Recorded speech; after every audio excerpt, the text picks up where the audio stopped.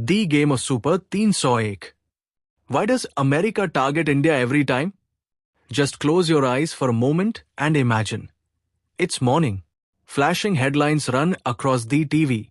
America imposes 50% tariffs on India. On social media, hashtags are trending. Boycott US India versus US. Newspaper headlines scream, trade war on India. And the first question that pops into your mind is, why is India always the target? We are the country the world calls the largest democracy. We are the country considered the fastest growing economy in the world. We are the country that has amazed the globe, from AT to space, from medicine to startups. Yet, every decade, every generation, America's trade weapon seems to pierce us again and again. Today, we'll dive deep into this very topic. But before that, if you're new to our channel, don't forget to subscribe so you get updates of all our latest videos first. So, without any delay, let's begin today's discussion. Let me tell you, America's use of this weapon is nothing new. The turbulence of 2025 takes us 35 years back to 1989. At that time, India looked very different, yet the situation was somewhat the same. Dinesh Singh, a minister in Rajiv Gandhi's cabinet, gave a sharp response to America's Super 301. He said, America is guilty of double standards and is creating barriers in every sector where we compete. Reading this statement feels as if it was said today. But the reality is, it was from 1989. In other words, history seems to be repeating itself. Now think, who did America consider its biggest enemy during that era? The answer is Japan. In the 1980s, Japanese cars, Japanese electronics, and Japanese technology were dominating the American market. US media headlines screamed, America is being Japanized. American politicians openly declared, Japan is buying us with our own money. This anger ran deep in America's veins. Japan's rise had shaken the US economy. And that is when America pulled out its biggest weapon, Super 301. Super 301. Though the name sounds ordinary, its effect was nothing short of a weapon.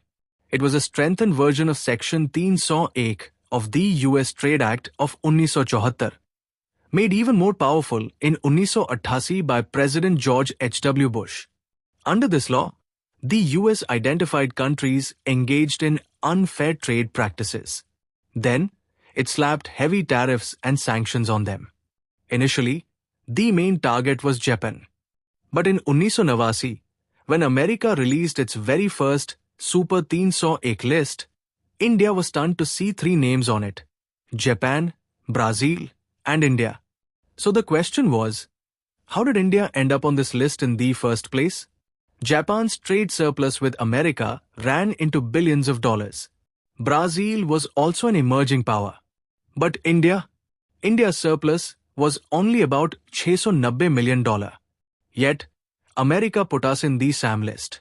This made it clear that the US objective wasn't just about fair trade, it was about creating pressure. What did America want from India? The answer is obvious. It wanted India to fully open its doors to American insurance companies, Hollywood films, home video markets, and foreign corporations. It wanted India to tighten patent and copyright laws so that our generic medicines could be restricted.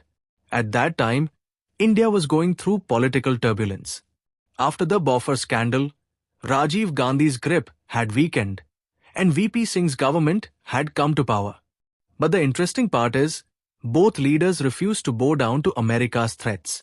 VP Singh clearly said, we must tell America that we cannot be forced to go against our national priorities. That statement remains just as relevant today. Look at America's strategy. It placed India on the list, but did not act immediately. Why? Because under its own law, it first had to prove how much damage American companies were actually suffering because of India's policies. That investigation took months, and by the time it was done, the situation had changed. In 1991, Under the leadership of P.V. Narasimha Rao and Manmohan Singh, India made the historic decision of economic liberalization.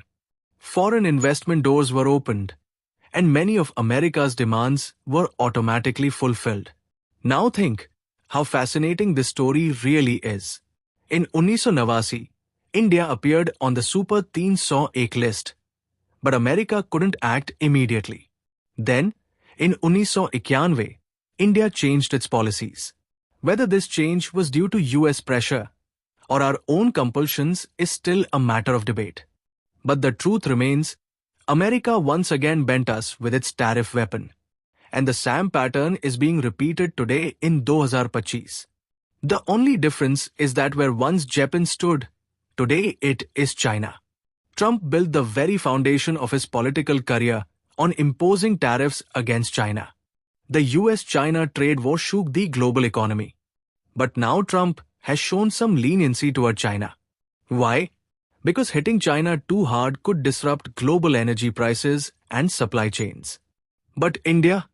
Imposing tariffs on India is easier for them.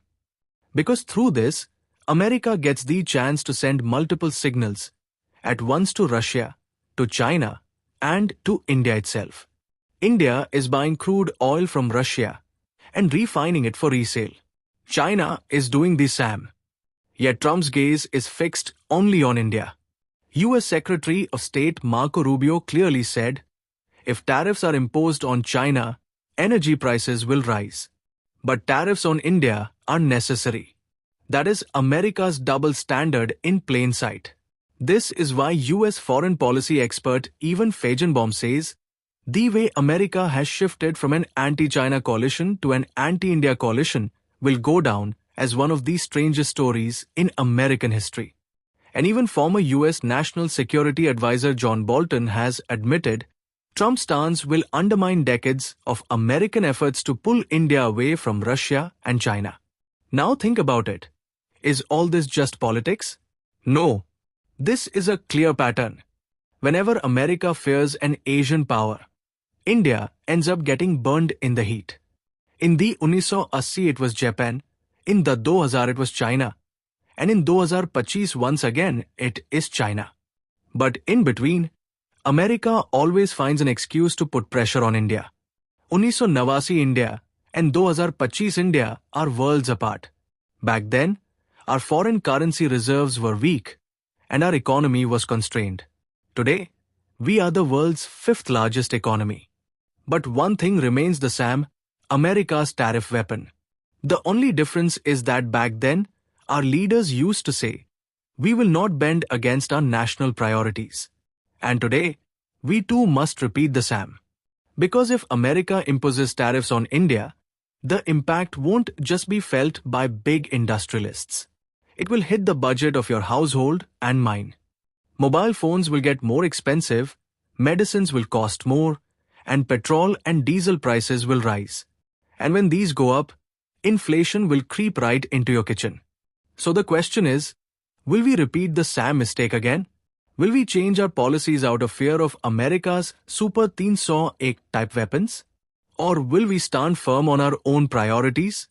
If our video has taught you something new, do not forget to like and share this video so that this information can reach others as well. Your likes and shares are a source of inspiration for us. If you have any questions or suggestions, please let us know in the comments. It will be our honor to answer your questions and listen to suggestions. And yes, if you like our content, subscribe to the channel and press the bell icon so that you stay connected with every new story. Thank you.